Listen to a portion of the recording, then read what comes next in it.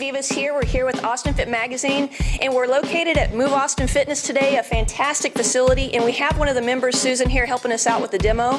This month, what we're going to focus on is looking at things that we can do for knee rehab, or basically prehab, things that we would do to actually look at prevention for knee injuries.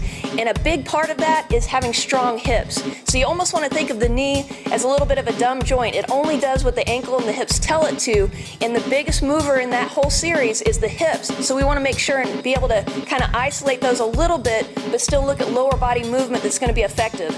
The very first progression that we're going to show is going to be a balance move, and it's basically going to be a single leg, single arm reach.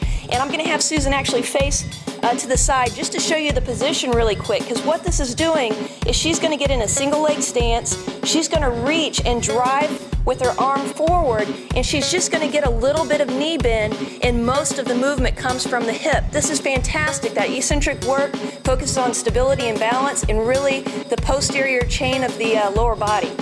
The next thing we're going to do is we're going to show you how to put this into a series to where we're going to reach forward, then laterally and medially, where it really drives the shift of the body and really puts a different load. So what we're going to do is we'll have her show it to the center, where she's just reaching right across the top of that cone.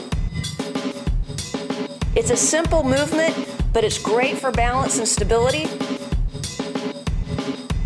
Then she crosses. The hardest one is keeping that vertical alignment all the way from the ankle, knee, and hip while she reaches to the inside.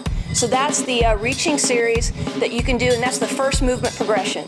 So the next one is actually going to be moving on to something a little bit more difficult with the reaching lunge.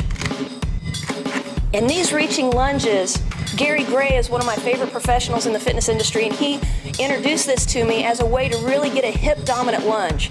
So the same thing is she's going to lunge forward, she's going to reach over her knee towards her toe, but she's really getting the most bend at the hips and just a little bit of knee bend.